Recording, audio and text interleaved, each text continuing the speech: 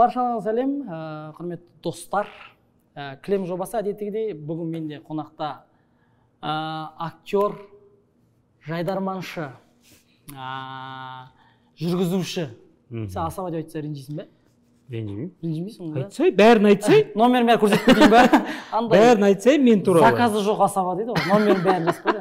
Еще ұйқаспайтын номерлер бар. 364-42-22 деген сияқты. Тамаша жайдарманшы болды, действительно жұртта кезінде. Тамаша жүргізуші, мен оны көрдім. Келінжанда түстің актер еще. Ән айтасың еще, да? Арыстан болып, қандай жоба еді ол? Маска шоуында Арыстан болып шықты. Пайда сен сонрада маска кимесең деп еді, сен өмірде де Арыстансың ғой. Жарайды. Нұрболхан! Қошеметтеріңіз. Қош келдің, Нұрболхан. Қош көрдік. Қалай вообще, денсаулық қалай? Құтты болсын жобаң. Жаңа жобаң. Рахмет көп. Не істейміз? Естеміз мына жерде айтшы. Бәрін дайын. Негізі отырғыш басында басқаша болған, мынау келді бәрін өзгертті. Бұған қарсы келе алмайсың енді. Өйстіп отырайық дедім. Әйелді жеңген жалғыз адам осы кісі. Осылай отырамыз деді. Біз сіздерге ұнамаса да амал жоқ, енді осылай отырамыз. Қалай жағдай, денсаулық қалай, бәрі жақсы? Зор ғой. Не жаңалық болатыр? Не бүлдірейін деп жатсың? Өндіруден қалай сақтасын, бірақ жаймен өнерге аяқ басып жатыр маған. Өнерге аяқ басып? Өнерге аяқ басып жатырмын. Типа? Жаймен сол YouTube жобалар жасауға. Жобалар жасауға. Енді телевизияның майыншы болдым. Енді YouTube-ға қарай өтсем ба деп тұрмын кішкене. YouTube-ға қарай? Иә. Не сен өтсің? Қалаулым деп ашып olmasın? Бәрін қалып жауапса да өзің ашып olmasın? Өзім ашып olsam ба? Өз ойым қалаулым деп. Дәл сенікіндей передачалар ашам бұйырса. Осы қазір не болатынын көріп алайын десе. Сені шақырам. Мен шақырам, міндетті түрде. Иә, біріншіден сен уақытыңды маған қиып келгеніне көп рахмет. Рахмет. Қолдағаныңа рахмет. Құрметті достар, айтпақшы, бұл түнгі сағат 2-де түсіріліп жатыр қазір. Сол ғой мен айтқым келіп тұрмын, түнгі сағат 2-де түсіріліп жатыр. Соған уақытыңды арнап келгеніне көп рахмет. Андуша рахмет. Если что, шай бар. Бар ма? Иә, чуча дейтін бұл осындай тамаша шайлармен таңғалдыратын жерге қош келдің. Бұл шай бар ғой, просто шай емес, қазір сен шайдан қуат аласың. Дәмі қалай ма? Басқа бар ма? Басқа не бар? Дәмі бірінші рет ішкен адам ғана бермейді негізі. 3 рет 4 рет. Байқаудың сон? Сонымен бұл шоудың форматын мен саған түсіндірейін. Мен осы кілемнің үстінде саған отырып, нақты фактіге негізделген сұрақтарды қоям. Сен сол сұраққа күлкілі немесе дұрыс жауап беруің керек. Егер дұрыс жауап таба алмасаң, күлдіртіп жауап беруің керек. Ол да болмаса? Ол да болмаса, өміріңдегі ұят болған жағдайларды айтып бересің маған. Ал егер сен күлдіртіп немесе дұрыс жауап беретін болсаң, керісінше мен айтуым керек болып қалады. Күлкілі жауап болған кім шешеді? Мен түрім мырс етсе, қарқ болсам десем, онда мен тістеріме кішкене фокуста отырасың. Түсіндім. Сонымен дайынсың ба? Бастаймыз ба? Жалпы енді сен вообще көп жерде боласың. Мысалы бір күні Алматыда болсаң, бір күні Атырауда ауылмау деген сияқты. Жалпы ұятқа қалған жерлерің көп па жалпы? Жоқ, бар, бірақ андай еске түсіру керек болады, бірақ есімде қалып қойған, ол өмір бақи кетпейтін бір-екі историялар бар. Бір-екі история, таңба болып қалған. Ол мектеп кезінен болсын. Бәрі без разница. Разница жоқ, разница жоқ. Ес білгелі бер деген. Ес білгелі. Ондай болатын болса, ұятты оқиғаларын жайлап, ұятқа қалған оқиғаларын жайлап дайындай бер. Мен саған бірінші сұрақты қояйын деп отырмын. Алма мен банан иісі адамға қалай әсер етеді? Алма мен бананның иісі адамға қалай әсер етеді? Әсер етеді, қалай әсер етеді? Иә. Не қою? Не қою болғанда қалай әсер етуі мүмкін? Адамға білайт етеді ол, шынымен де. Қойш? Алма мен құсқың келе ма? Бананға құсқың келе ма? Бұл негізі факт қойы, бар факт. Сен бананнан құсқың келе ма?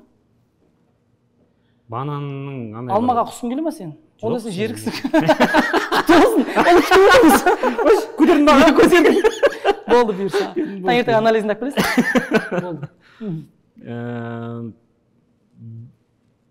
Явно біздің елде шықпаған шығар бұл нәрсе. Бананның өз біздің елде шықпайды ғой мысалы? Білмейміз, папа өсіріп отыр. Сонымен, алма мен банан иісі адамға қалай әсер етуі мүмкін ма айтшы. Бәрін білетін керім болып мысалы. Жаңалықтарда историяда жібермейсің ғой барлығын. ағудан не істеп жатқанын білесің ғой даже. Ал давай. Жоқ, мен осы елдің жаңалықтарын ғана білемін. А, Шет елдің жаңалықтарын білмеймін. Бұл шетел жаңалықтар емес, енді факт действительно. Факт. Фактың ал факт онда. Қарсы келе алмайсың аған. Бірдеңеде сотталып кете ме деп қорқасың? Алма мен банан қосылса Емес, иісі. екеуін бірге қосқан кездегі иіс па, араластырған кездегі? Иә, иістері да жалпы. Алманың да бананның да иістері адамға қалай влиять етуі мүмкін? Адамға қалай влиять етуі мүмкін? Жауап жоқ. Жауап жоқ. Жауап жоқ. Күлдіртуге тырысшы. Күлдіртуге, бұған қалай күлдіресің? Алма мен бананның иісі. Квеншік дейді ғосын сен. Бір қыздардың арасынан шығып күлдірттің ғой бір жылдар. Импровизге жоқсың ба? Білмейсің да? Жоқ. Ана мен дегенше, ана мен бала десең. Алма мен бананның иісі адамның арықтауына көмектеседі екен. Иісі просто арықтатады екен адамды. Ескеріп отыру керек та, ол жемеу керек оны, ескеу керек. Ал енді бірінші фактке дұрыс еместе күлдіртіпте. Бар. Осыған бала мегабайт құрттым түнімен. Қарап, Wi-Fi болмай кетті. Енді мен жауап бере алмадым. Енді сен енді жауап бере алмадың, иә, күлкіге де қарқыл алмадың. Сондықтан да бір оқиғаңмен, ұятқа қалған оқиғаңмен бөлісіп жібер. Ұятқа қалған оқиғамен мектеп кезінен бастайын ба? Мектепте примерно қай класс? Мектепте примерно бір 7 ма 8 ба сондай ой деймін. Қателеспесем. Білмейсің ба? Өз ешкім білмейсің. Кішкентайға жоқ, ол кезде есімді білемін, бірақ қай класс екенін есімде жоқ. Ағам екеуміз, туған ағам екеуміз. Бізде андай болды да, короче, кішкентай ғана ауыл, например, 150 шақты ғана үй. 150 шақты ғана үй да. Сол кезде сондай. Аудан емес ауыл онда да? Жоқ, ауыл, Қаратау бөлімшесі деген, участок Қаратау деген ауыл. Қырғызстан границасында ғой? Иә, Қырғызстан границасында болған да. Туалет Қырғызстанда емес па? Сөйтіп, сол мектеп оқып жүрген кезде буфет деген болатын еді ғой? Иә, пирожки, торт сатады, андай медовик торттар сатады. Сенде буфеттер жақсы болған ғой? Сендер не сатады? Сізде тек пирожки болды? Жоқ, бізде істеп алып келіп, каждый кусогын 10 теңгеден сататын. 15 теңгеден сондайдан сатты, короче. И ана істейтін торттың дәмі, медовиктің дәмі, енді сол кездегі балалық дәммен салыстырған кезде ана күшті торт етін да, буфетте істейтін торт. И ол буфет біз мектепке жақын тұрдық, и біздің үйдің артында сол буфет болды, короче. Сен үйінің артында буфет? Мектеп қақта? Мектепке тиіп тұр біздің үй, мектептің территориясына. Ана буфет сол шет жағында мектептің, и біздің үйге жақын, короче. И мына жерден мектептің территориясына кіріп кетеміз, уже буфет ары қарай уже неде мынандай 3 үй болды, 4 үй болды. Әрқайсысында, короче, 4 бөлмеден ғой, соның ішінде біз оқыдық, короче. Үйдің ішінде оқыдыңдар ма? Короче, үй қылып салынған ғой, и соны мектеп қылған ғой ауылда енді. Андай қылып мектеп салмаған, короче. Үйлерге бөліп тастайды да? Иә, сол совет өкіметінен қалған үйлер. Сабақ бітсе, ана үйге оқиық дей ма? Жоқ, совет өкіметінен қалған үйлерді алғанда, бір 4 үйдің территориясын қоршағанда, бізге соны мектеп деп берді. Тұрар Рысқұлов атындағы мектеп, орта мектеп. Мектептер. 4 мектеп. Тұрар Рысқұлов атындағы орта 4 мектеп. Мектептер. Бір неде, например, физика, география, математика болса, екінші үйде қазақ тілі әдебиеті, бір деңгейде бөліп тастаған классқа. Әр үйде 4 бөлме, түсінсің ба? Әр үйде 4 бөлме, 4 бөлмені әр неге бөліп тастаған, короче. Әдебиет классы, әдебиет үйі, математика үйі, информатика үйі деген сияқты. Сондай үй ғой енді. И соның соңғы жағындағы үйінің жартысы буфеттің кішкентай бір несі. Миым ашып кетті. Сенің мектебіңнен келесі сұрағын қоя берші. Енді анда жидамай келе жатырмын мен. Сенің ауылында бар ғой 130 үй, мектеп 4 мектеп. Мектептер 130 үй, 4 мектептер. И сол буфет біздің жанымызда тұр. И күндіз мектепке барған кезде соны 10 теңгеден сатып алып жейміз да. И соның дәмін сабақ бойы аңсап отырамыз да, қашан қоңырау болады екен, қазір қоңырау болса барып алып жеймін деген. Звонок сайын жейсіңдер. Звонок сайын алып жей береміз барып. Барамыз бір тілімін 10 теңгеге аламыз. Енді ол кезде үйдегілерде де ешкімде ақша жоқ кез ғой енді. Ұрлайтын дедім. Соған келе жатырмын. Сөйттік та бір күні ағамыз екеуміз давай осының ішіне, буфеттің ішіне ұрлыққа түсейік дейміз ғой, короче. Аға менен бір класс бір жас үлкен ғой менен, 1,5 жас үлкен. Опыт бар. Иә, соған кеттік. В общем, түнде сағат 12-лерде ма, 11-лерде ма, в общем, сол буфетті каким-то образом кілтін ашамыз да. Кілтін қақтан алыпсыз? Жоқ, андай сыммен ба? О кезде құлыптар андай ғой, короче, мынандай несі болады да.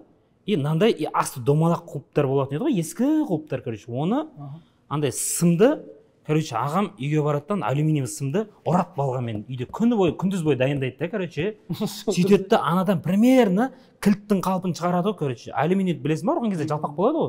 Сөйтеді, соны мына жағынан жонады, үшкірлейді. И сөйтеді, ана нені кілт сатып байып кетсе. И сөйтіп, короче, кілтпен айналысты. Сосын жаңағыда не ашып алдық жаңағы, не пирожки пісіреді. Сөйтіп, жаңағы нені ашамыз ғой, короче. Буфетті ашамыз. Оны бұзбау керек.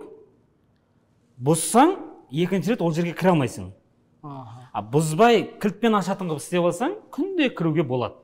Түсіндің ба? Білдіртпей алып. Иә, білдіртпей аламыз, барамызда, ол андай буфетіне қойып кетеді үйінен. Кешке қарай пісіріп алып кетеді да, алып келеді да. Қойып, мынандай көп столдың үстіне қойып кетеді, короче. Ертесіне келеді де, таңертең ашып, звонок кездер просто торт сата береді, короче. Андай есімде есігі бар, андай сол есіктің алдында 4 бұрышты стол ғой. И сол столдың үстінде шоколад, нелер бәрін бүйтіп қойып қояды да, алдына торт қойып қояды, короче. Сөйтіп ана жақтан адамдар келіп сатып алады. Сөйтеміз, ұрлыққа түсеміз жаңағы. Барсам целый класс жүрсе. Жоқ, барып ұрлап, короче, бір түні түсіп, примерно бір 2 целый тортты ма жейміз. Примерно. Жоқ, ана тәтті, просто енді үйден де тамақ ішесің ғой, бірақ. Но анаға мақсат ағамыз екен. Дәмі анан. Соның бір-екеуін жейміз. Сөйтеміз да, қайттан тық құлттаймыз да, шығып кетеміз, короче. Екеуін жоқ қойдыңдар ма? Енді айтып тұрмын ғой. Су ішкен жоқсың ба да? Жоқ, мынандай торт қой, короче. Опыр боласың, үйден барып жасасың ғой. Үйге ары кетсе бір 5-ақ метр шығар. Үйге дейін бару мысалы ар жағында. Сөйтіп бірінші күні жеп кетеміз. Білдіртпей жейсіңдер. Жоқ, бірінші күні жедік. Қара, бірінші күні жедік. Екінші күні уже айналадағы реакцияны байқайсың ғой, короче. Буфетке ертесіне келесің. Ол жерде что за ЧП болып жатыр, білді ма, білмеді ма, қалай болды деген сияқты. И кішкене бір не бар, андай бір хаос бар, кішігірім. Айқай бар. Неға ұры түсті деген сияқты ше. Сөйтемізді, бля, ешкім білмей қалды дейміз ғой, короче. Екінші күн түсеміз ғой, короче. План жұмыс істеді уже, да? План жұмыс істеді, екінші күн тағы да түсек дейміз ғой, короче. Екінші күні ашамыз да, ішіне кіріп, енді торт жейін деп атқан кезде, шың түскен ішінде біреу отыр. Торттың ішіне ма? Торт бет шықты ғой, иә. Ана буфеттің хозяинның қызы. Қызы? Қызы болса нормально. Қызы шықты да. Енді қызы сатады, шешесі мектепте сабақ береді. Шешесі? Иә. Түсіндің ғой? Иә. Шешесі мектепте сабақ береді, бастауыштан. Анау не береді? Қызы сол буфетте отырады. Пирог береді. Иә, пирог пісіреді. Сөйтеді де, блядь, ұсталып қаламыз ғой ананың ішінде. Қашып кететін lazım. Қашып кете алмайсың. Ол фонарикпен болды, бетіңе түсірді. Екі фонарик. Ана жерде бүйтіп алып жеп жатқан. Көпірмен. Ұстап қалдық қой деген сияқты көпірмен. Керек емес еді. Керек емес еді. Керек емес деген сияқты. Сөйтеміз да, короче, сол жерде айқай-шу басталады. Үйге барып мамка қайтады. Ол кезде кішкентай ауыл бір сыбысын шығармауың керексің да. Позор кішкене андай. Енді бір үйдің 2 баласы ұрлыққа түсіп тұр да, мектепке мысалы. Қандай тәрбие бергенсіздер деп тұр ғой да? Қандай тәрбие? Мама ол кезде мектепте ма істейді, короче. Мектепте ма істейді дейді, не жүресіз ба? Жоқ, қандай ғой, садикте ма или мектепте ма деген сияқты. Жоқ, мама білем, есімде нянька болып істеді садикте. Біз мама сияқты ғой. Садик ол мектеппен бірге, короче, андай ше. Не болып кетті мектебім?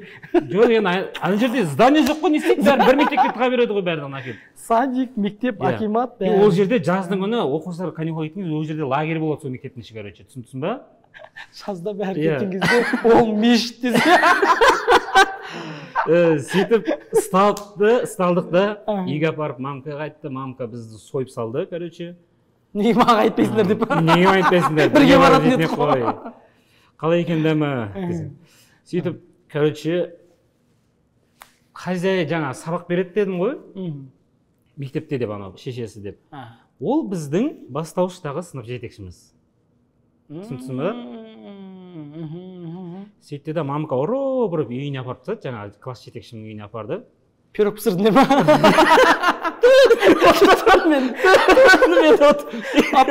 Апай қайта. Болды ма? Енді болды ма?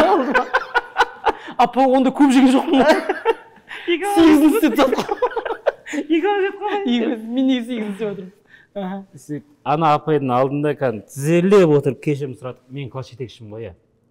Жариякүл деген апай есімі. Кім? Жариякүл. Жариякүл. Бұл әңгімені менің класстастарым да білмейді. Енді қазір уже мектеп кезіндегі нәрсені айтсаң күлкілі ғой. Сондықтан апайды айтқан жоқ, короче, да? Жоқ, андай ғой. Бірақ білеміз ол кісінің класс жетекшім екенін. Сонда да барып түсіп тұрмын ғой мен далдан көрінше.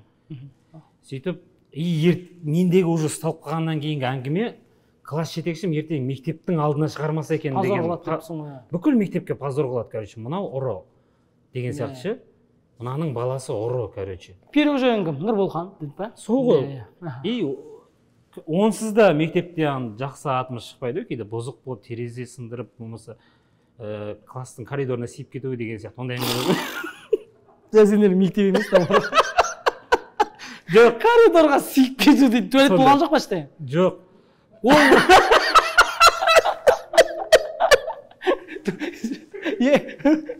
Бұрышқа тұр десе, бақ сиіп кетесің ба? Бұрышқа сиіп кетесің. Вообще андай. Маған сен мектеп поточно, негізі. Мектеп оны барлығы білет, көріп отқан мен ауылдастарым да білет, мен класстастарым да білет. Жоқ, ол енді мен емес сүйген керек. Менің класстасым қуаныш сүйді десең. Осы жерде ұстап берсең, жылдан кейін арқасылса оның. Апай егер салса. Сол кезде кім сүйген біліп, сол жерде айқай болған ол мектепте. Вообще сондай деймін де. Сондай болғанда, короче, мен сондай бұзық, біздің класс именно сондай сәл кішкене бұзықтық жағымен көзге түсіп қала берді қайта деген сияқты. Бірақ қандай мектепте қандай да бір шара болса, біз бір жон алып кете береміз деген сияқты. И бұзықтық жағынан да, и былай жағынан да деген сияқты. Сүйгенімен жақсы балдар дейді. Иә, сөйтіп класс жетекшімнің алдына барған кездегі өләу ұялып өлгенім ай сол кезде. Ана кісіден жатып алып тізерлеп кешірім сұрап жатыр. Үйіне апарып тастаған уже мамка ұры бізді бар. Барыңдар да екеуін кешірім сұраңдар бар. Кешірім сұрадыңдар ма? Айтты я, апарды. Өлтірем десеңдер балам еді. Өлтірем десең балам міне. Пирог жоқ. Пирог жоқ. Енді ол кісі, мен мамамнан да үлкен ғой ол кісі. Жариякүл деген апайымыз. Сол кезде, қазір ол кісі қартайды ғой. Ол кезде. Мамамыз мен 60-ға келіп мысалы деген сияқты. Ол кісі примерно бір 65 сондай да шығар. Қазір бар ма? Жоқ, ол кісі бар, иә. Ол кісі бар.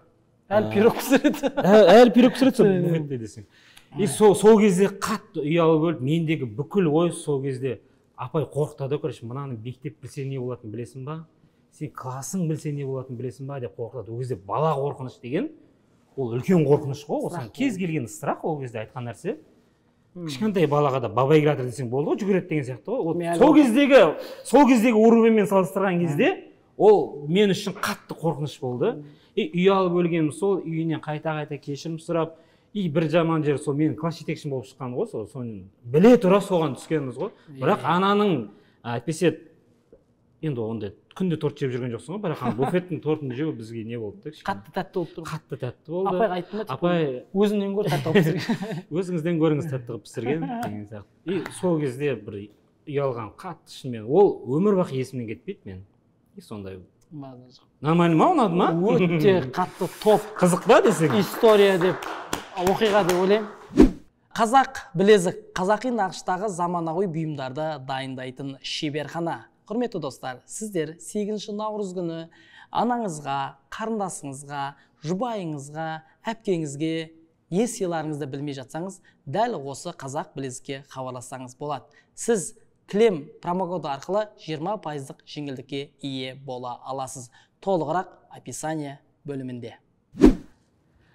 Келесі сұрақ, менде дайын. Оңайлы орнынан қойшы, жалмауыз.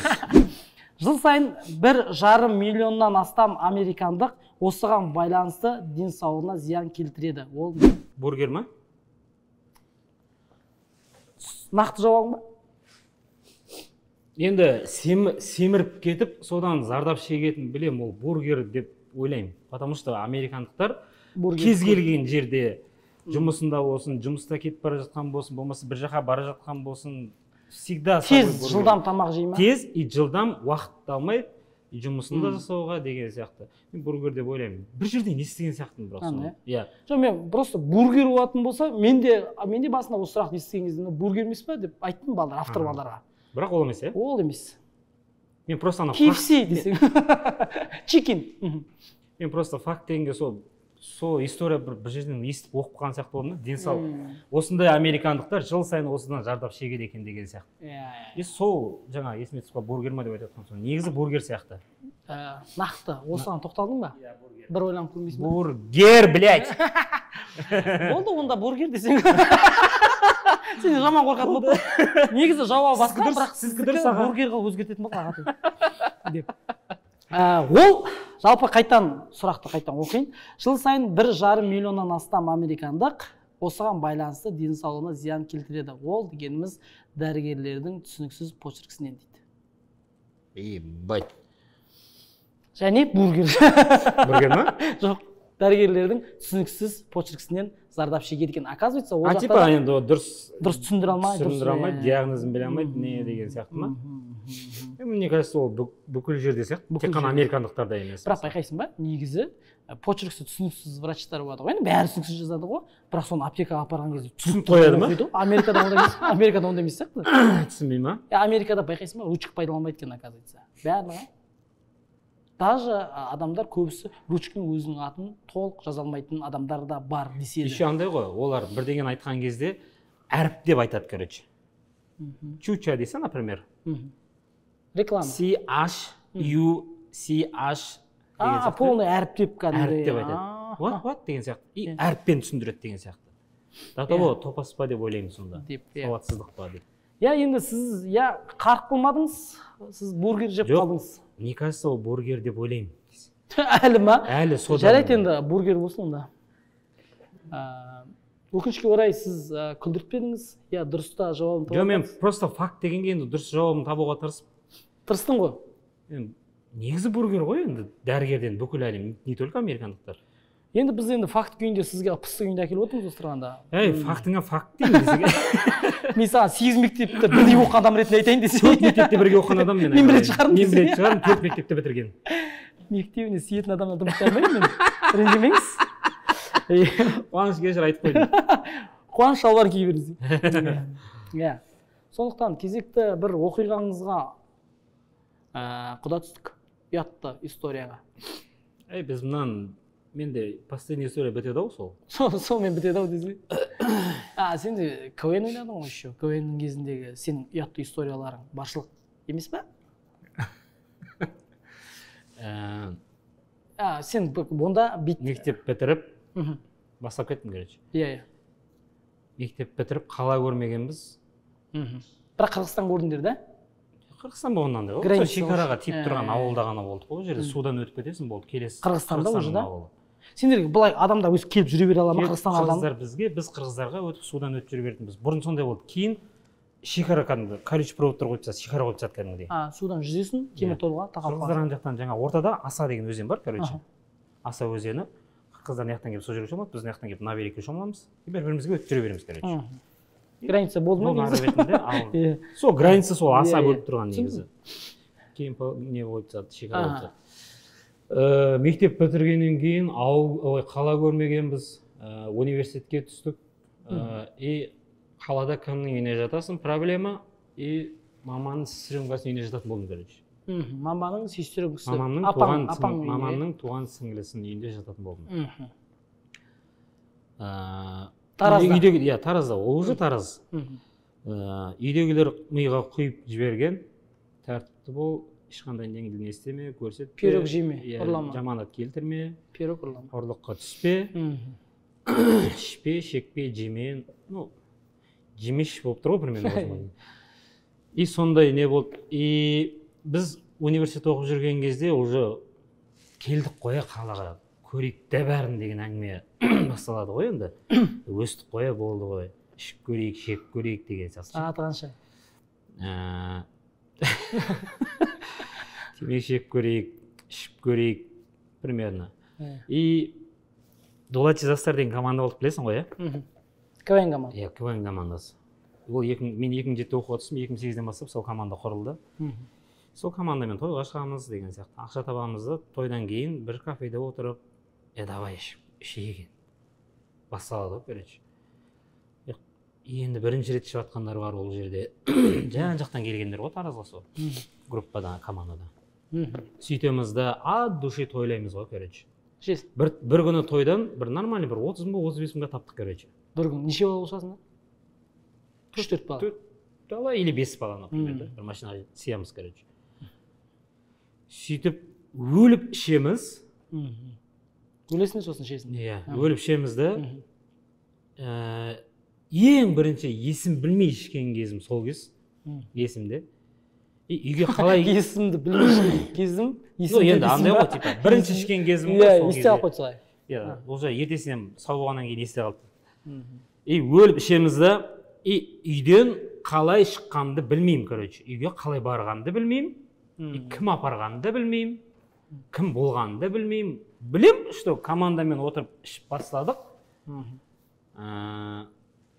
Темекі шегу сол кезде басталды. Жаймен көрейік деген сияқты. Күні сразу басталды ғой да? Бірден басталып кетті ғой күні. Өліп ішемізді. Бәрін үлгіріп отыр. Иә. Примерно. Сөйтіп, үйге қалай барғанымды білмеймін.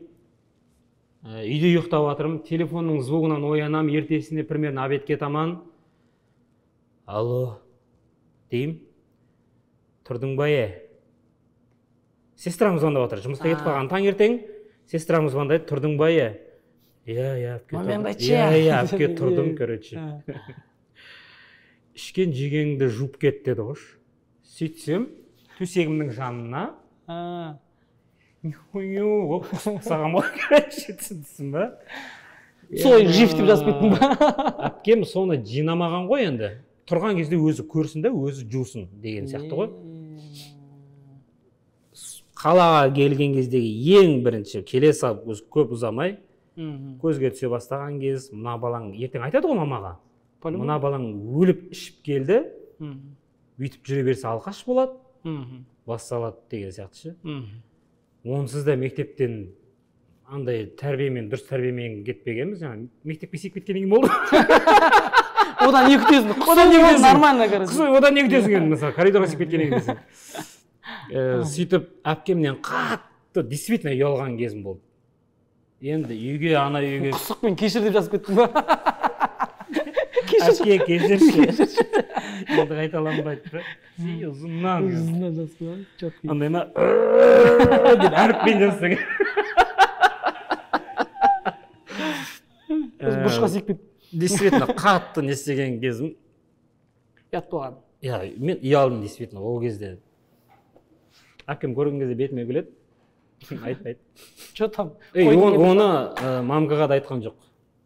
Мамкаға да айтқан жоқ? Иә, әкем айтқан жоқ та енді мамкаға. Құсқан жоқ деді ғой да? Түсінді деймін, примерно қалаға келді ғой, бала көріп отыр ау, жан-жағын деп ше.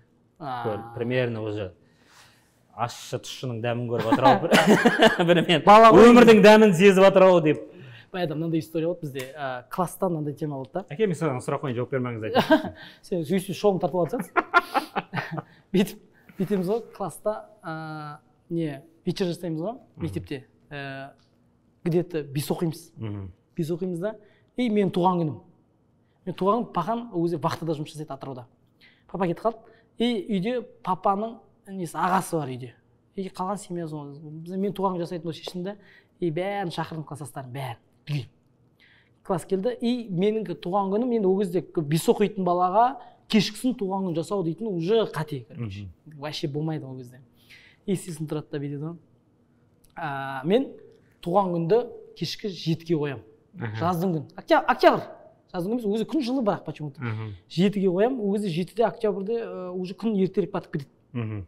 Сосын тұрады да батып кетеді, мен класстастың бәрін шақырып қойғам, и үйде вечер болды. Кішігірім. Оларда вечер болғанда жаңағы столда жаңағыдай туған күн, жаңа буратинамен өтіп кететін туған күндер ғой енді. Соны осы жайып қойдық дастархан. И андай болды ғой, свет өшіріп тастап қыздарға құшақтаймыз.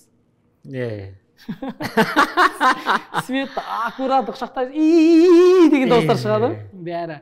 Сөйтіп жүрдік и туған күн бітті. Қыздарды түнгі сағат 11-12-ге таман апарып береміз, шығарып саламыз. Апарып береміз деп шығарып саламыз. Әрқайсысы бір-бір қыздан ұстап үйіне апарып тастау керек Үйіне апарып тастаймыз, иә. Бірақ ең әдемісіне таласа ма бәрі? Ең әдеміне таласпайды. Өйткені біздің класста әдемі қыздар болған жоқ. Әдемі қыздар болды біздің класста. Соны бәрін әйтеуір бірге шығарып салып жүрген. ДП-лық кез ғой енді. Бәрін шығарып салып жүрдік әдейі бүйтіп үй жақтарына. И сосын тұрамыз да бұны біздің класста апайдың қызы оқиды. Апайдың класс жетекшінің қызы оқиды. Сосын тұрады да сол үшін оны туған күнге шақырмай қоямын мен. Шақырмай қоясың вечерге. Вечерге. Өйткені ол апайдың қызы ғой. Болмайды ғой, қақай баратсың десе вечерге дейін уже лагерьші болмайды да. Или вечер деген бәрін үйіне айтып барады. Үйіне айтып барады. Иә, бізді құшақтады деп айту мүмкін ғой, мысалы. Мені ұстады. Мені ұстады. Маған ол қол жеткізді. Қол жұмсады. Қол жұмсады или. Қолдары аралады. Ладно. Сонымен тұрдық та и бәрін шығарып салдық. Ерте күні сағат таңертең 8-де мен классқа барамыз ғой, мектепке барамыз, иә. Келіп бәріміз отырдық. Бірінші сабақ басталды. Класс жетекшісі кіріп келді. Кеше вечерге барғандар тұрыңдар. Орындарыңыздан тұра қойып, тақтаға шыға қойыңдар деді. Бізде мектептер көп болған жоқ, бізде мектеп болды. Иә, талпа болған жоқ. И сүймейміз еще. Бәрін шығарды, и тек класс жетекшінің қызы отыр ғой. Қалғандарымыз бәріміз тұрмыз. Сосын тұрды да бірінші қыздан сұрады: неге сен Даниярдың туған күніне барасың деді. Мен барған жоқпын деді. Мен қумаш сен дедің кеше туған күніне болған. Мені Жадар алып кетті дейді. Мен барған жоқпын, ол Жадар келіп мені алып кетті дейді. Қыз айтты: мен сумкасың ба дейді. Алып кететін сумкасың ба сен? Неге алып кетеді сен деп. Айбай басады, ана мына бірдеңе. Ата-аналар келді, короче. Айбай, біздің пахан келді. Уже Атырау вахтадан келіп қойған уже. Келді, сосын сондай: сіз кеше үйде болыпсыз ғой деді. Мен болған жоқ, мен ағам болды дейді. Сендіре алмай еді. Айбай. Сосын Руслан дейтін бала бар еді, соның мамасына айтады: сіздің балаңыз кеше туған күнде болды. Түнгі сағат 2-де қайтты. Не деген сон? 12-де қайтты. Не деген сонда? Ау-мау айқайлады. Енді құрсын, бала, олар не көріп жатыр дейсің деп. Ақтап тұрған түрі ғой, олар не көріп жатыр дейсің деп. Жаман сол кезде ұятқа қалған историям бар, короче. Саған жаңа мектеп тақырыбында, вечер тақырыбында. Мектеп туралы бересің сказ.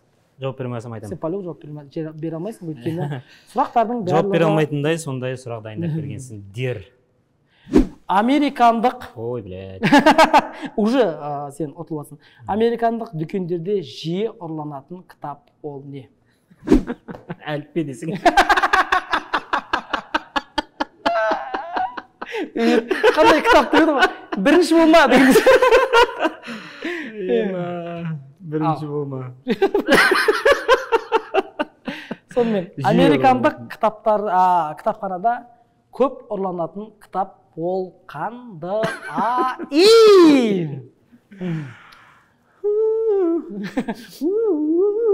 комиксилер емес па? В основном сондай бір комикси бірдеңелерге жаңа күлдіріп жауап бергенімді бір есепке алыңыз да, әліппе дегенімді. Одан кейін факттың нақты жауабына қарай көшейін деген ғой енді. Ойласып көрейін деп.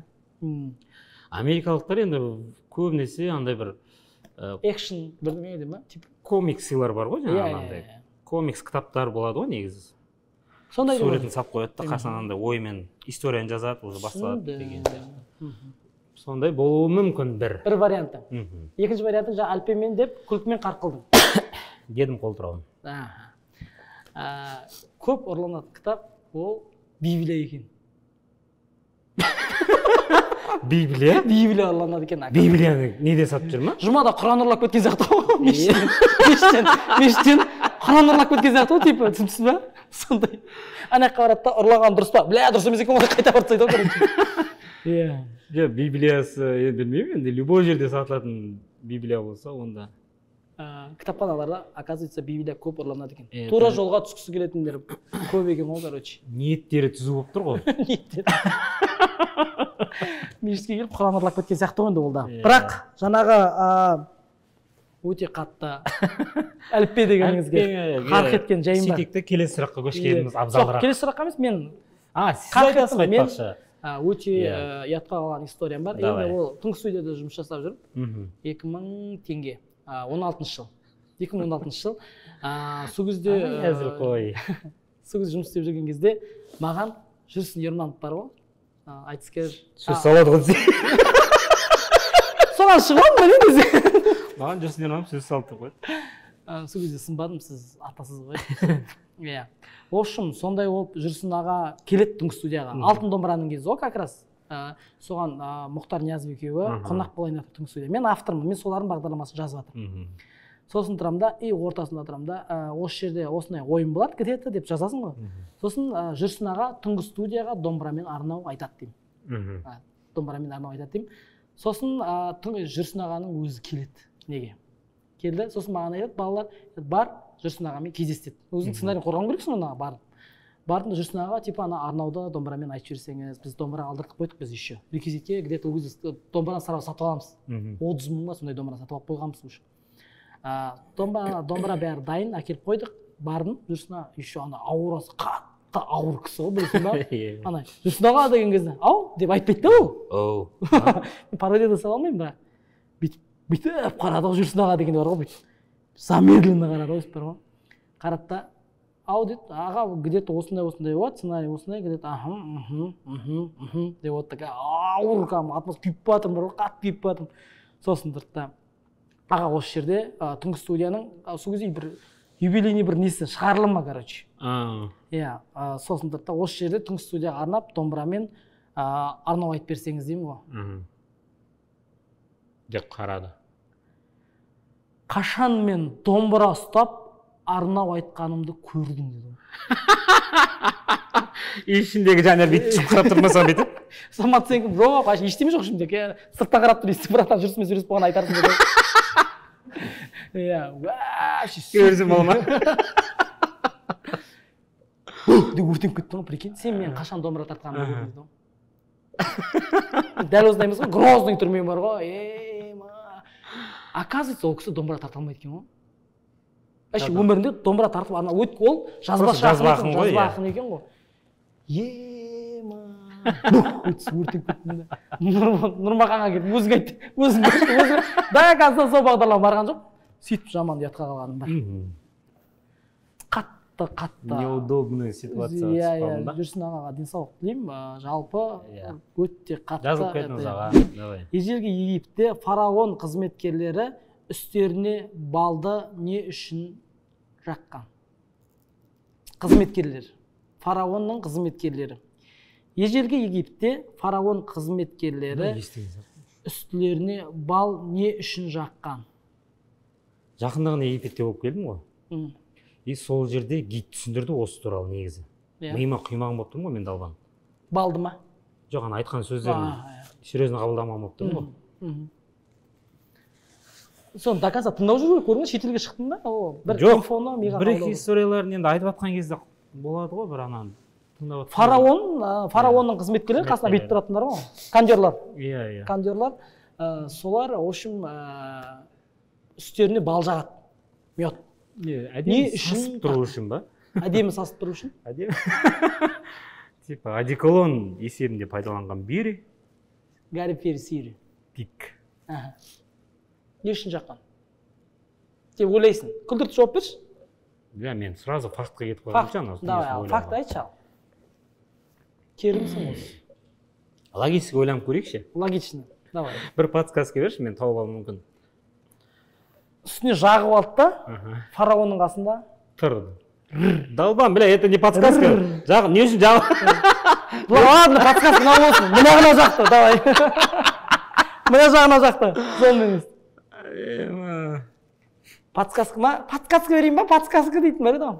Именно желпіп тұратын адам жаққан ба? Қасына қызметкерлер да, оның келіп аяқ киім ауыстырып кететіндері, мысалы астындағы білмеймін, ана фараонның қасына жақындаған кезде мүмкін балдан бір тәтті иіс шығатын шығар.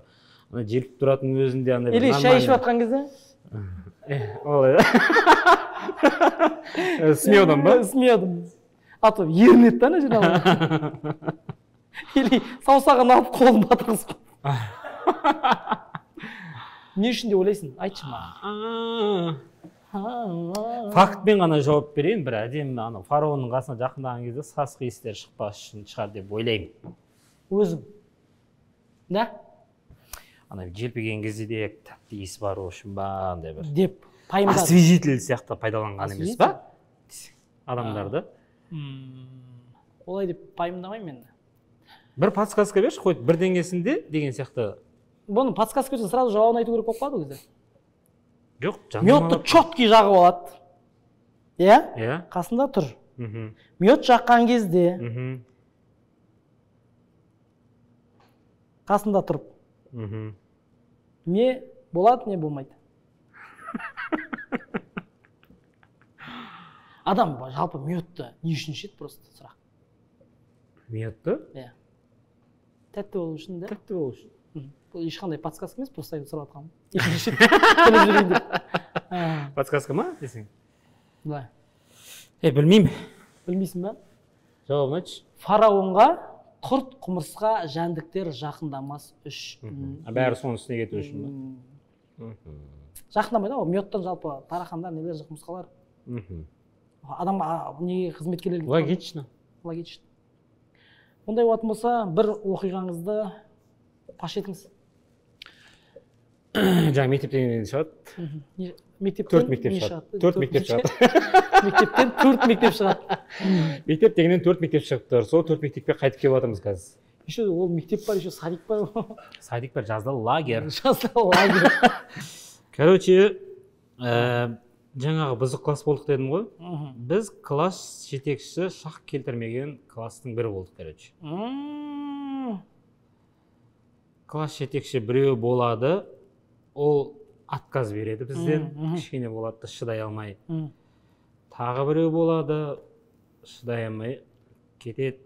Қанша уақыт жұмыс жасайды примерно? Примерно бір екеуі ма, әбетке дейін где-то. Жоқ, әбетке дейін біреу, әбеттен кейін біреу.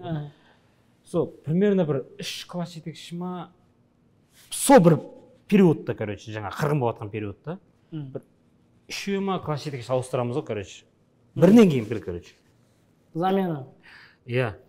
Сөйтеміз да, соңында мектеп директоры физикадан беретін апайды, Сырға деген апай аты. Әуізден берсе жақсы да, әннен Сырға десе. Ол кісі физикадан беретін болды бізге. И соны бізге класс жетекші қылып сайлайды. Сырғаны? Иә, Сырға апайды. Құлақтарың алтын Сырға. Құлақтарың алтын Сырға дейді, короче. Сенің класс жетекшінің Сырға дейді. Сөйтеміз да бүкіл класс болып оған да қарсы боламыз. Оған да қарсы боламыз да петиция жинаймыз, короче. Петиция деген сол кезде біліп тұрмыз біз. Бұл неге өйтіп қайтада қарсы шығасың? Қырғызстанға жақын боласың ба? Андай ғой, білмеймін, короче, біз қалап тұрмаған мұғалімді класс жетекші қоя береді, короче. Түсін ба? Өзіміз заң орнатқан болып тұр ғой, класс болып, короче. Сол мектепке өзіміздің арамыздан шықсын класс жетекші. Сол кезден бастап бар екенсің, сондай мінезді.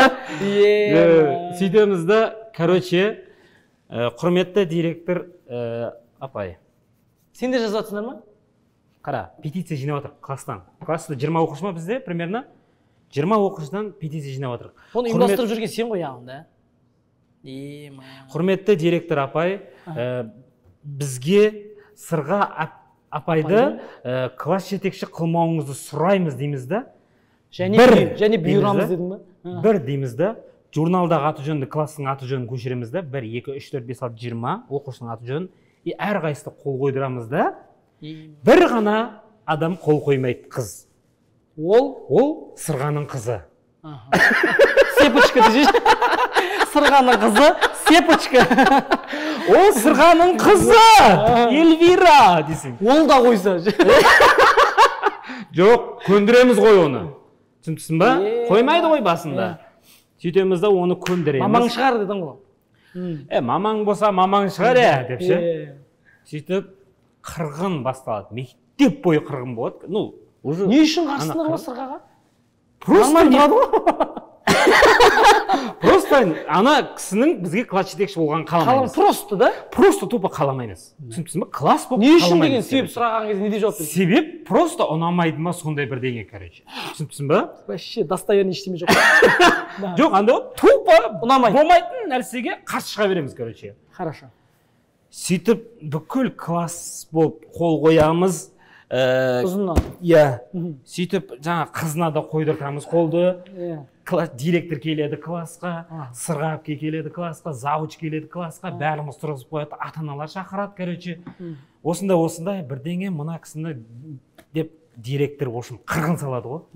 Айқайлайды кәдімгідей барлығымызға. Сол сен отырып басқа директор сұраймыз деген жоқсыздар ма? Директорды ауыстырыңыздар. Біздің арамыздан шықсын директорды. Класты пирогты емін-еркін жейік. Ұрламай. Бұрышқа сиейік, уверені деп. Сөйтіп Эльвираға да қол қойдырдық қызына. Сөйтіп ақыр соңында директор қызына да айқайлады, шешең емес па сенің деп ше. Ол жылады, сосын именно кім петиция ашқанын жариялады, олардың тізімінде бармыз. Мамаларымыз тұр уже, қайтадан уже. Үйге барғаннан кейін мама соятынын білеміз. Бүкіл уже мектеп білет жаңағы әңгімені. Біз просто өзіміздің арамызда болады деп ойладық. Біз айтамыз, болмайды. Апай, керек емес, болмай қойыңыз бізге. Директорға апарып беріңіз на петицияны. Ол петиция деген білмейміз ғой, соңғы кезде шықты ғой термин. Ол кезде кәдімгі бәріміз қол қойып, типа жинаймыз деген сияқты. Сол кездегі тақтаның алдына шығарып қойып, асқаны бар бізді. Ата-ана. Ол кезде андай ғой, біздің мама, мен мамам ғана емес, біразының ата-анасы сол мұғалімдердің көзінше ұратын бізді, короче. Таяқ алып келеді, мұғалімдердің көзінше ұратын бізді мама. Басқа мамасы. Жоқ. Маманы ауыстырамыз. Мама арамыздан шықсын. Мама өзіміздің арамыздан шықсын. Эльвира тұр. Дайындал. Сен біздің мамамызсың. Сөйтіп, қатты действительно мама ұрып, сол жерде ұялып істегенімізге, ошын көтімізді қысатын болып, по-моему, содан кейін сол кісіні қалдырды, бірақ біраз уақыттан кейін қайтадан алып тастады, по-моему, соны. Өз мектептің басшылығы өзі алып тастады. Не үшін? Енді қалса, біз оны по-любому тыңдамаймыз ғой, түсініксің ба? Уже ата-анаңнан мұғалімдердің көзінше таяқ жегенің бар бір кек, мысалы да. Бүкіл мектеп білетіні бар бір кек. Одан кейін бүкіл кейбіреулердің ата-аналары ұрмайды оқушылардың, біздің класстағы. Біздің мамалар келіп бізді оқушылардың көзінше, мұғалімдердің, директорлердің, завучтардың көзінше ұрады. Ана ұрмайтын балалардың көзінше бізге таяқ жеп тұру тоже андай обидно, мысалы ше. Бәрін қол қойдыңдар ғой деген сияқты ше. Неғып тұрып бермейсіңдер деген сияқты әңгіме болды. Сондай бір обидно, бір жағынан өте қатты не болған кезіміз есімде. Эвересттің басында қардан басқа не болуы мүмкін бөлек нәрсе? Ту. Ту. Бірінші шыққан адам барады, ту қадап кетеді әнәйін. Логично айтсаң, солай. Бұлай? Бұлт болуы мүмкін. Эвересттің басында теңіз қалдықтары бар екен. Значит, бұрын не істеген сияқты? Теңіз болған сияқты бұрын. Сондай теңіздің биіктігі соған шейін барды ма? Или теңізден ұшқан қалдықтардың бәрі аспан арқылы сояққа барды ма? Теңіз ұшқан ба сол кезде? Біз теңізбіз. Біз өзіміздің кім екенімізді білмейміз, біз тек ұшамыз. Теңіз, ойлашы. Негізі анау жаңағы ана әзіліңізге де бірақ сәл жымиғаным бар. Қайсы? Көк ту дейтін. Сол әзілге сәл есіме түсірдің, келесі. Енді ту.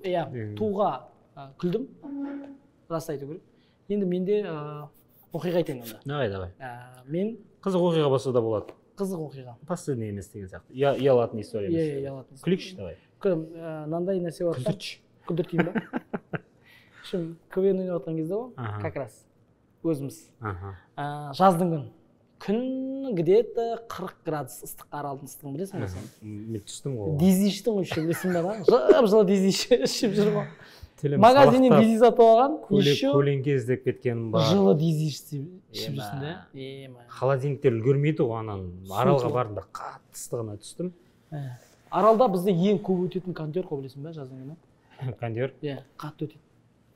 Ошын мен айтайын жатқаным, біз КВН ойнап жүрген кез, как раз аралда КВН ойнап жатық. Біз андай район дейтін шутка ғой, так дейтін сияқты шуткалар ойнайтын сахна бар, бір класс блатной мектеп дейтін шутка ғой, короче. Сол шутканы ойнап жатқан кезде, апай, татыш, отыршы сөйлесек дейтін кезде, отырып қалам. Шалбар тырсып тұрған. сол ременнің мына ременнің басталған жағы бар ғой, сосын бітетін жағы бар ғой, былай қарай. Содан тікісінен кетеді ғой, полный кәдімгі жыртылады ғой. Ішінде еще қызыл киіп алғам. Қара шалбардың іші, көз өтпесін деп. Қара шалбардың іші қан болып жатыр деп қойшы. Мен негізі қызыл кимеген бұл кезде қан ет ол десем ба. Как раз айлықтың кезі деп. Сонымен ана қатты до конца жыртылып қалады. И оны кәдімгі пақ ете қандап дейсің көріп. Малдар шошып кеткен ғой. Малдар шошып кеткен ғой, не болды деп ше. Жаман жыртылады. И содан кейін тұрамыз да. И мен шалбар тырысып тұрмын бағанан бері. Çok keng күтті кәдімгі кең болып бар ғой. Ауа кіріп, рухани. Сквозняк келіп отыр ма? Бағанан бері ұйып жүрмеймін. В общем, жаман кетіп қалды. И одан кейін менде 4 шутка бар. Сол жыртылғаннан кейін сен 4 шутка ойнау керексің. 4 әзіл бар. 4 мектеп деген сияқты. 4 мектеп бар одан кейін. И біз жаңа блатной мектеп дейтін шуткіде артта біз олимпийка таба алмай курт киіп кеткенбіз ғой, короче. 1915 жылы Америкада не үшін әйелдерге помадаға заң жүзінде тыйым салды? Жалпы қолдануға ғой, әйел адамдар. Мен мынаны естідім. Білесің. Америкада осы 1915 жылы помада пайдалануға запрет қойған әйелдерге не үшін? Білем, мен естідім, бірақ жауабында естідім да. Біліп тұрсың ба? Жауабын? Естідім, короче. Бірақ білмеймін дейсің. Сен не қылдың? Жоқ, андай ғой. Білетінімді білмей тұрмын деген сияқты болды. Интересные факты деген шығатын еді ғой бірден. Иә. Сол жерден тыңдадым, короче. Бірақ именно помадаға қатысты екенін білемін да. Жауабын білмеймін, бірақ қазірше есіне шығып қалды. Бірақ сол кезде деген не болды да сондай. Типа андай мырс еттің просто да, бұндай да бола ма деген сияқты. Помадаға запрет қойған не үшін деген сұраққа әзіл күйінде жауап берсеңіз. Давай история айтамын, просто жауабын айтшы, просто не естідім да. Әйелдердің түрі өзгеріп жұртты шатастырмас үшін. Әйелдердің түрі өзгеріп жұртты шатастырмас үшін деген оқиға бар екен. Бардымыз. Иә. Университетте оқып жүрген кезде 5 желтоқсан, қателеспесем. Қандай күн екен білесің ғой? 5 желтоқсан. Білесіздер ма қандай күн екен? Тарихи оқиға ма? 5 желтоқсан. Обычный күн дегенді айтсаң, Путинді айрам. Соған факт. Тап, давай, тап. 5 желтоқсан деген қандай күн? Пожалуйста. Өзіміздің қазақ еліндегі нені айтайын саған. 5 желтоқсан ба? Иә. Білмедім. Спид күні ғой. Білесіңдер ғой, енді естімесіз ма? Сен спид күн 1 желтоқсан ба или 5? 1 желтоқсан ба? Или 1 или 5 мен шатастырдым. Иә. Короче, қара. Спид как раз тойлап қалып спидтер болып десе. Иә. Өзіміз спидтер болып десе. Бір күн жиналып отырып. Спид күніне орай патриоттық әннен жарыс болып десе.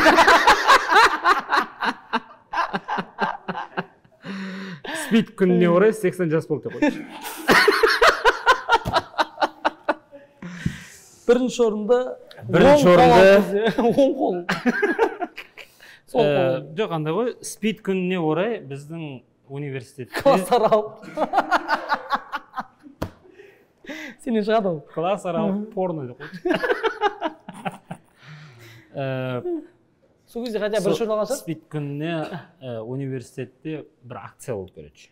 Акция болғанда сондай бір спид күніне андай нелер айтады. Спидтен қорғану үшін деген сияқты студенттер бір залға жинайды, маман келеді, студенттерге түсіндіреді. Сенің маман келеді.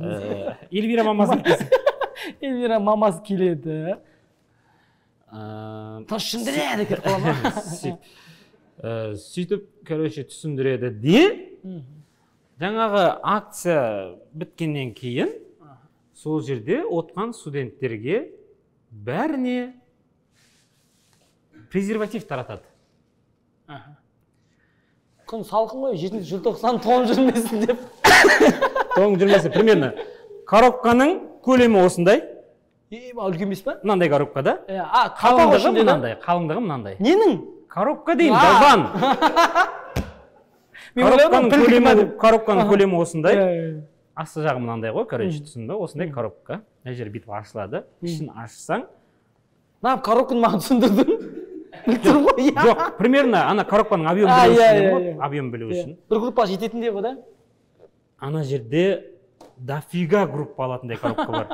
Группалар шығатындай не ма? Андай ғой. Жаңағы қабаттап киініп алдыңдар деп. Мамандары жаңағы анау барлығы гинекологтар, урологтар, жаңағы мамандар барлығы келіп, бәрі жеке-жеке типа спикер болып сөйлейді. Лордтар бас қосты.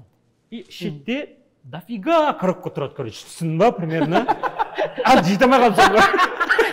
Біреуін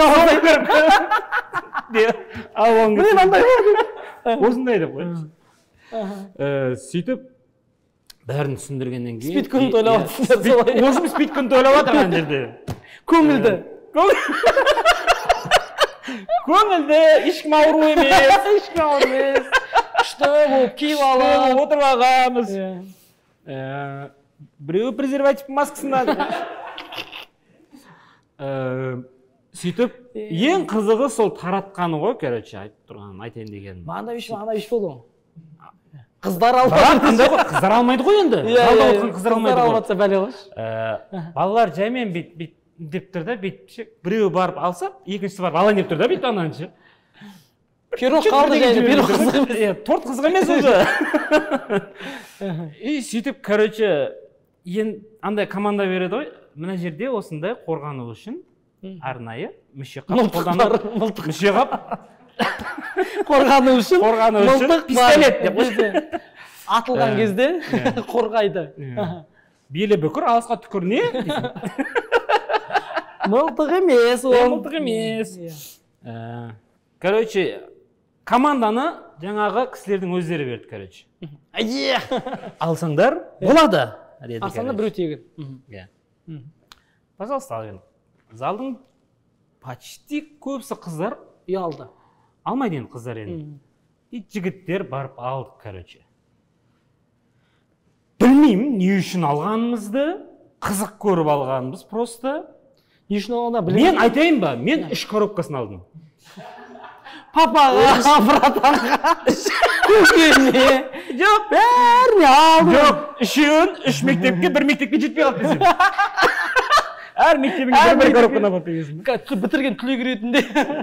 Сөйтіп, түлектер бітіргеннен кейін біреуге үй паралары детіп атады ғой сен. Ананы алдық та, нахрена алдық деген сұрақ кетті, бәрі біткеннен кейін, сыртқа шыққаннан кейін. Далбамыз ба? Не үшін алдық та бірінші? Біліпсіз ба, не үшін алдық? Жоқ, столько не үшін алдық. 3 коробка, әр коробкада примерно бір 150-250 сондай штук болуы мүмкін да, короче. Андай ғой, короче. Аптека жолмайсың ба? Жоқ, андай ғой, короче, мынандай тұрады да, мынандай болып ішінде линиясы бар. Короче, үшеуден ғой, короче, түсін ба? Үшеуден. Үшеудің ішіне И былай астына қарай уже кетеді да. Примерно бір 150-200 штук бар ананың ішінде. Алып алдық та, енді мынаны үйге қалай алып барамыз? Не үшін алып барамыз? Жаңа айтқандай, мен сестрамның үйінде тұрамын. Құсқан бар ғой. Бұл жол құсасын, бір ауызбен емес. Бұл жол ауызбен емес. Жол құсасын, бірақ ауызбен емес. Қалай алып кірем үйге деген әңгі? Қайқа қоям? Не үшін қоям? Не үшін қоям ғой енді? Кел атқан кезде, үйге кіріп атқан кезде, мынаны просто тупо не үшін алдым? Ол примерно бір бірінші курстың аяғы жағы примерно. Жоқ, бір ортасы кезі. Не, потому что андай бірінші курстардан алып келетін еді ғой. Екінші, үшінші, төртінші курс дегендер келмейді. Уже білет олар. Тасташай дейді. Кезінде папа алып қойған жетеді. Бірінші курстың адамдары дрессированный. Студенттер, қазір мына жаққа барасыңдар, болды апай, кете береміз да бәріміз деген сияқты. Ол бірінші курс. Сөйтіп, декабрьдің бірі жаңағы үйге алып кеттік, 3 коробкасын алып алғам, үйге апарамда. И әпкем, жаңа сестрам жұмыстан келмей тұрып, ол 3 коробканы тығу керек маған бір жерге. Бір құсық жуу керек. Құсық ол, кеше болды. Бүгін презерватив. Ертең не болады, құдай біледі. Бүгін құсып алсын презерватив. Ертең қыздың көзі келеді шығар. Сөйтіп, үйге кірген кезде түпкір жақта анандай бір шифонер тұрады, короче. сол шифонердің асты жағына қарай 3 коробканы қоямын да бетін просто жауып кетемін. Кітаппен? Иә. Кітаппен емес, киімдер тұрады, сумкалар тұрады, бірдеңе деген сияқты. Үстінде мынандай вешалкада киімдер тұр, короче. И оны, сегіз көйлек болып тұр. Иә, не пайдаланбайсың да. Бірінші рет қалаға келген адамсың, ондайды іздеп қаяқтан жүресің, ақшаң да жоқ, ондайға баратын деген сияқты. Ақшаң жоқ, презерватив бар бірақ дейсің. Сөйтіп, күндердің күнінде әпкем бірдеңені іздеп, жаңа коробканы тауып алады ғой, короче. И шошиды. Мынаның бәрін істейді дейді ғой. Қаяқтан келді мынау дейді ғой, короче. Неменеге алып жүрсің сен бірдеңе? Бассейнде андай жоқ демедің ба, киіп алып.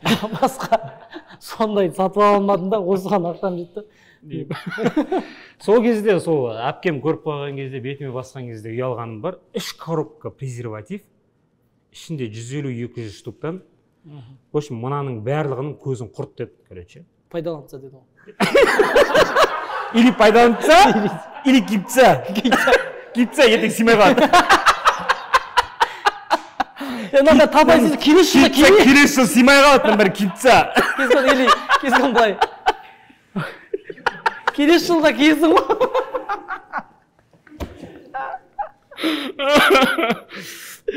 Сондай болды, короче. И бетіме басқан кезде 3 коробканың барлығын алдым да. 25 май күні жіпке орап апайға өткіздім десе. Кітап тапсырасың ғой. Кітап тапсырған жақтырып па. Сөйтіп алып кетіп, оны группалас жігіттерге бәріне, айналамдағы таныс дос бәріне қошым. Қанша керек Мен атымнан. Мен атымнан, ба. Жігіттер. Айдия. Сөйтіп, біраз адамдарды спидтен қорғаған бар.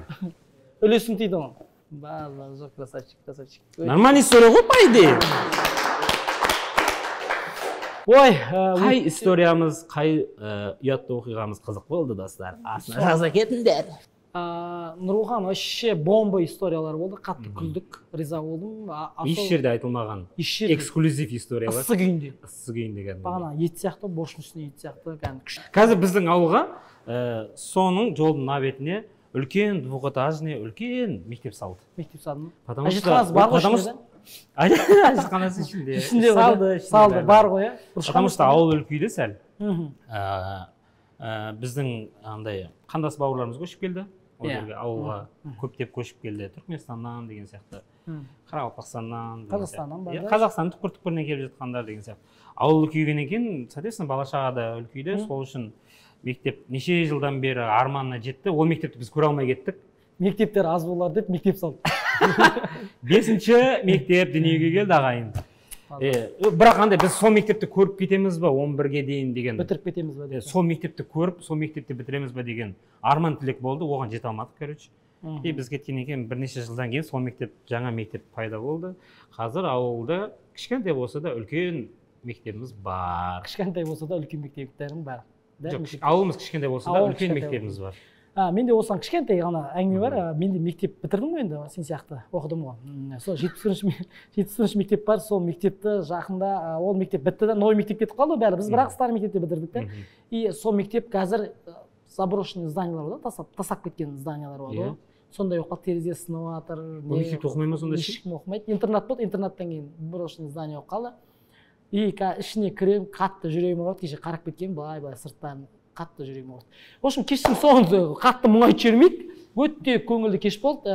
Нұролхан, енді сені құр қол жібермейміз. Түнгі сағат неше? 3:30-да сен уақытыңды бөліп келгеніне көп рахмет. И біздің достарымыз жасап жатқан тамаша бір жоба бар, ол Қазақ білезік. Келіншегің Ақмаржанға апарып бересің. Иә, айыбыңды сөйтіп жуасың. Түнгі сағат 3:30-да Ақмаржан ол менімен бірге болды. Мынау жайлы сыйлық саған. Әйелім, қақы кетіп баратсың, қашан келесің? Сұрамайды. Сұрамайды, тек өлтіреді. Сұрамайды, бірақ өлтіреді. Мынауған топ деп ойлаймын. Все, рахмет. Құрметті достар, егер сіздерге осы шығарым ұнаса, каналға тіркеліңіздер, лайк басыңыздар и келесі кімді шақырайық, комментарий жазып кетіңіздер. Рахмет.